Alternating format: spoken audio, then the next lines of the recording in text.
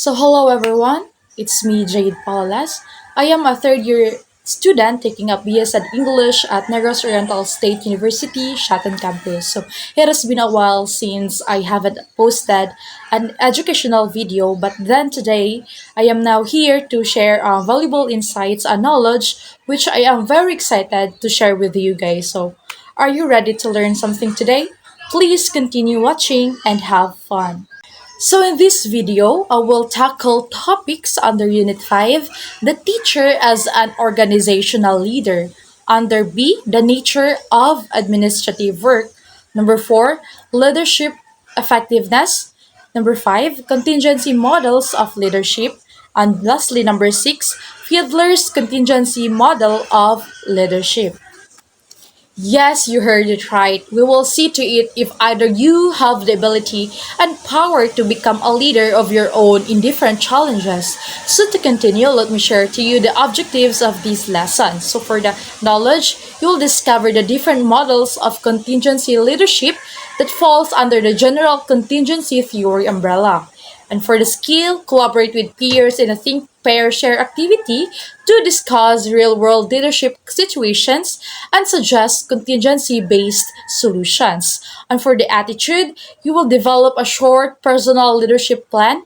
It can be mini poster, infographic, or written statement demonstrating how you would adapt their leadership styles based on different situations. You will keep these objectives in mind as we go through the lesson. Before we start our discussion, I just want to ask you certain questions. Do you see yourself as a leader? What skills do you have to be an effective leader?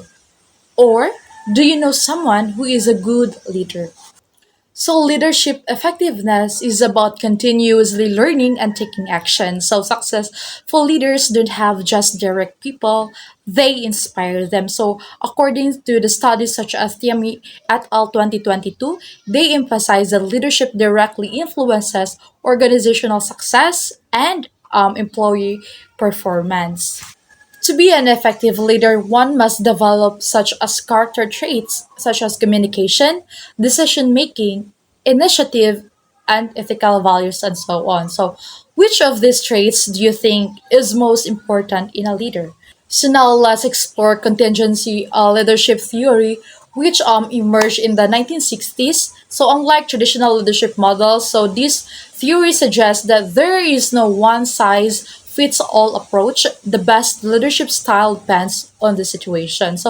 Imagine a strict coach in a creative workplace versus a relaxed manager in a military setting. Will these leadership styles work? Probably not. This is why leadership must adapt to different circumstances. First, we're going to discuss the Fiedler's contingency model. It is one of the most well-known contingency theories. It was developed by Fred Fiedler. He believed that leadership is either task-oriented or the focus on completing tasks, or relationship-oriented or the focus on team relationships. To determine leadership styles, Fiedler introduced the least preferred coworker or the LPC scale. If you rate a difficult coworker more positively, you are relationship oriented. If you rate them low, you are task oriented. Think about your own leadership style. Do you prioritize tasks or relationships?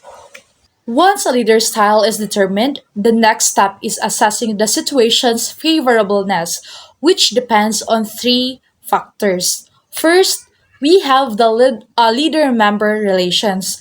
How much trust do team members have in the leader? Second, task structure. Are tasks clearly or ambiguous? Third, leader's position power.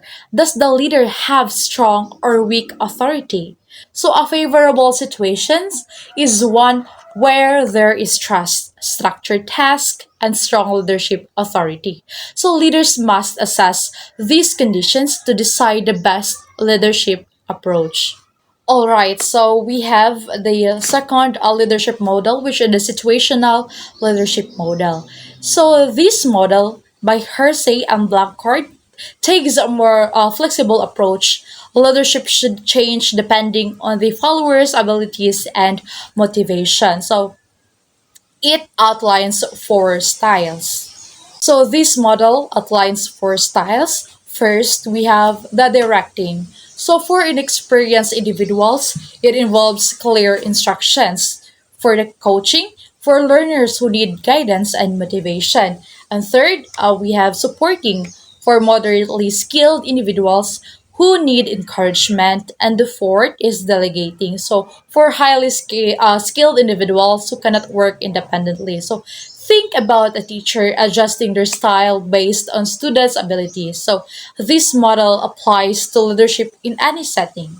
Third model, we have the path goal theory. So it is another important model is the Robert House and path goal theory. So which focuses on how leaders guide and motivate their team. So leaders removes obstacles and provide support so followers can achieve their goals. So the four leadership styles in this model or first, we have the directive. So it gives clear instructions and structure. Next, we have the supportive. It provides encouragement. And third, we have the participative. So it involves the team in decision making. And fourth, we have the achievement oriented, sets high goals and expectations. So think about a leader you admire. What style do they use?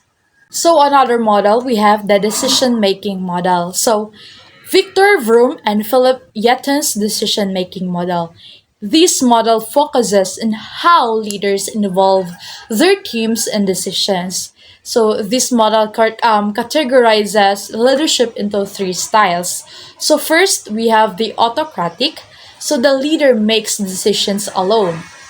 Next, we have consultative. So the leader gathers input before deciding. So third, we have the group decision. The entire team is involved in the decision making. So this model is useful in organizations where leadership needs to balance authority with collaboration. So to summarize, contingency leadership teaches us that effective leadership is adaptable. So leaders must analyze situations before choosing a leadership style. Contingency models help us respond to external changes effectively. So these concepts are valuable in both organizations and educations, as teachers must adapt their methods to different classroom needs. So which leadership model do you think suits your personality the most? So these are the references used in today's discussion. So if you want to explore more about leadership models, I encourage you all to read further. And that concludes our discussion on leadership effectiveness and contingency models. So, leadership is not about one fixed style. Remember that. It's about adapting to the situation and the people you are dealing. Thank you very much for watching this video, and I hope that you learned something today. Thank you.